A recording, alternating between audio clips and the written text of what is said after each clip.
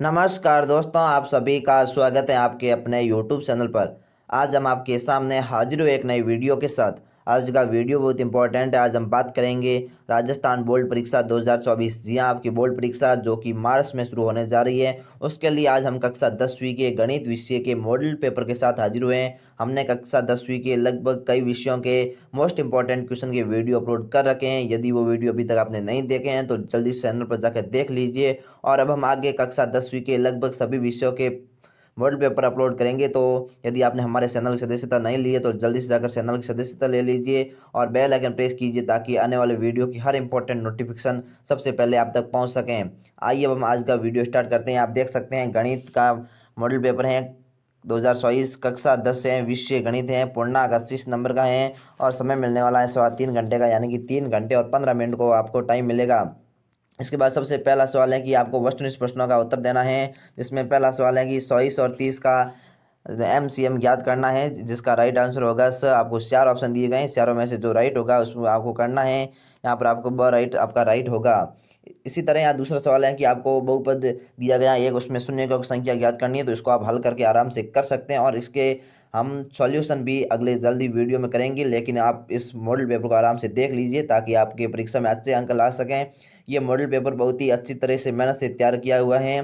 तो इसमें से आपको 70% सेम सवाल देखने को मिलेंगे, तो इसको आप आराम से याद कीजिए और कॉपी में इस पूरे मॉडल पेपर को हल कीजिए ताकि आपको ज़्यादा समय तक याद रह सकें।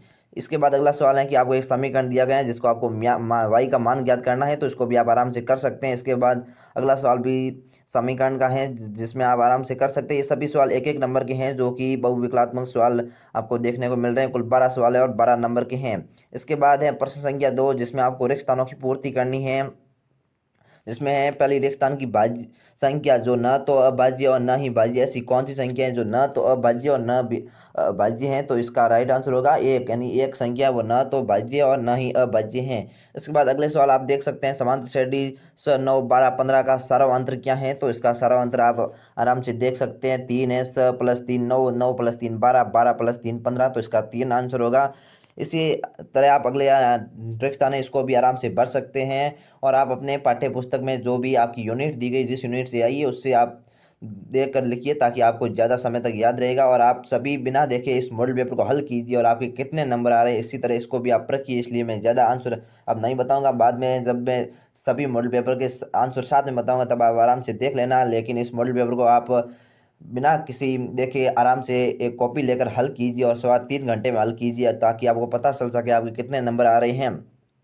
इसके बाद आते हैं अति लघुत्मक सवाल, जिसमें आपको कुल 12 सवाल देखने को मिल रहे हैं और ये भी सभी एक एक नंबर के सवाल हैं, तो इसको भी आप आराम से कर सकते हैं। जिसमें पहला सवाल है कि एक द्विघात बहुपद ज्ञात कीजिए जिसके शून्य का 1/4 और -1/4 है, तो इसको आप आराम से कर सकते हैं। 7 सेवा और 4 संद्रों का मूल्य 45 है, इसको 20 गणितीय रूप में लिखना है आपको, तो इसको आप आराम से कर सकते हैं। कॉपी लेकर आराम से हल कीजिए। इसी तरह आप सभी सवाल आराम से देख सकते हैं। फिर आगे आता है प्रश्न संख्या 4, जिसमें संख्या 72 और 120 का अभाज्य गुणनखंड विधि द्वारा SCF और LCM ज्ञात करना है, तो इसको भी आप आराम से कर सकते हैं। आपको पता होगा, आपको बताया होगा कि LCM और SCF कैसे ज्ञात करना है और आप उदाहरण में से जिस यूनिट से ये दिया गया है, यानी कि जिस प्रश्नावली से ये प्रश्न आया गया है उसके उदाहरण में जाकर भी आप इसको आराम से ज्ञात कर सकते हैं। इसी तरह आप सभी सवाल आराम से देख सकते हैं। 500 सवाल है कि द्विघात बहुपद दिया गया है आपको कि आपको शून्य ज्ञात करना और शून्य तथा गुणकों के बीच के संबंध की सत्यता की भी जांच करनी है और ये आपके 2 नंबर का क्वेश्चन होने वाला है।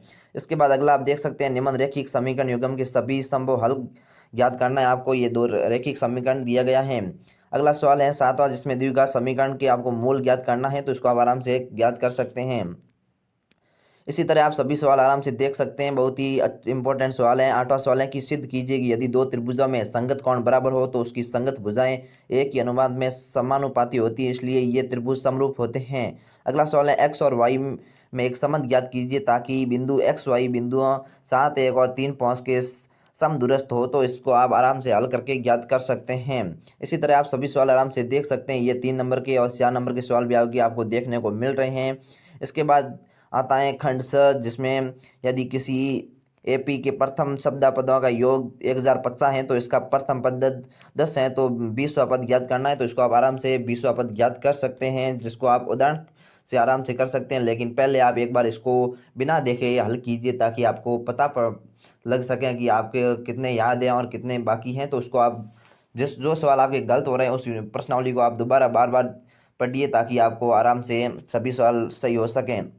इसमें आप देख सकते हैं यदि 18 सवाल है कि बिंदुओं ए 2 और बी -7 और 4 को जोड़ने वाले रेखाखंड को त्रिभाजित करने वाले बिंदुओं के निर्देशांक ज्ञात करने हैं, तो आप निर्देशांक आराम से ज्ञात कर सकते हैं। इसी तरह 20 सवाल है कि आपको बारंबारता बटन का बहुलक ज्ञात करना है, तो बहुलक आप आराम से ज्ञात कर सकते हैं, ये आपको बताया होगा। इसके बाद खंड द आता है जो बहुत ही इंपॉर्टेंट। इसमें खंड द में आपको अथवा वाले क्वेश्चन देखने को मिलेंगे, यानी कि आपको दोनों क्वेश्चनों में से कोई एक क्वेश्चन करना है तो उसको आप आराम से कर सकते हैं। जैसे 21 सवाल की सिद्ध कीजिए कि बार स्थित बिंदु से वृत्त पर खींची गई स्पर्श रेखाओं की लंबाई बराबर होती है, अथवा सिद्ध करो कि वृत्त के किसी बिंदु पर स्पर्श रेखा स्पर्श बिंदु से जाने वाली त्रिज्या पर लंब होती है। इन दोनों में से आपको कोई एक करना है।